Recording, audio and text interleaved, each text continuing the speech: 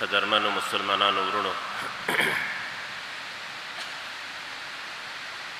دغه میاشت چې ربیع الاول نومیږي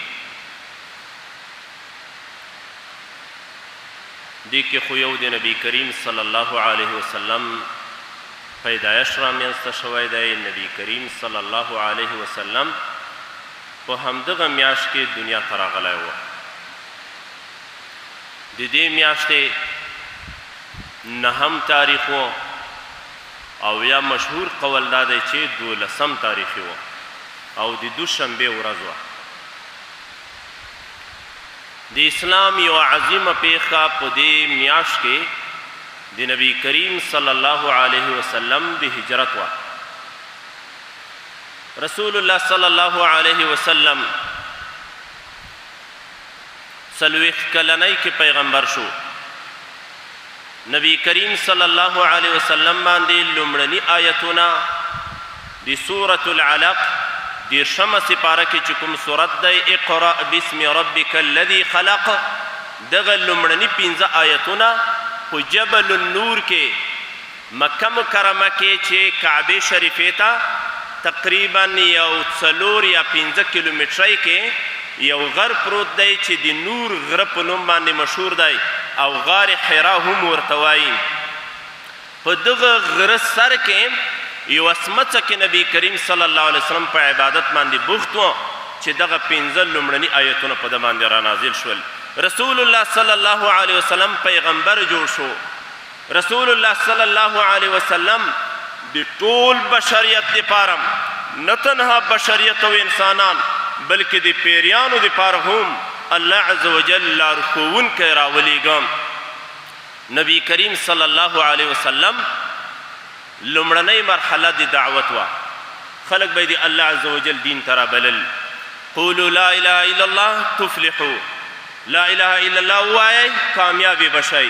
که غواړئ چې دنیا و آخرت دواړو کې کامیابې شو نو لا اله الا الله ووایئ، الله یو ومنئ، الله سره شریک مه نیسئ، یوازې یوازې د الله عز وجل بندګي شروع کئ. نبی کریم صلی الله علیه وسلم دغه لومړنۍ مرحله په داسې توګه باندې پیل شوه. په دې مرحله کې دننه هم مراحل موجود وو. ابتدایي دور هغه داسې دور و چې په پټه به یې خلکو ته دعوت ورکاوه. یو کس راکېنوه او خبره ورسره شریکه کا، بل کس پټ کېنوه خبره ورسره شریکه کا. وروسته بیا الله عز وجل امر ورته وفرمایه فاصدع بما تؤمر واعرض عن الجاهلین عن المشرکین.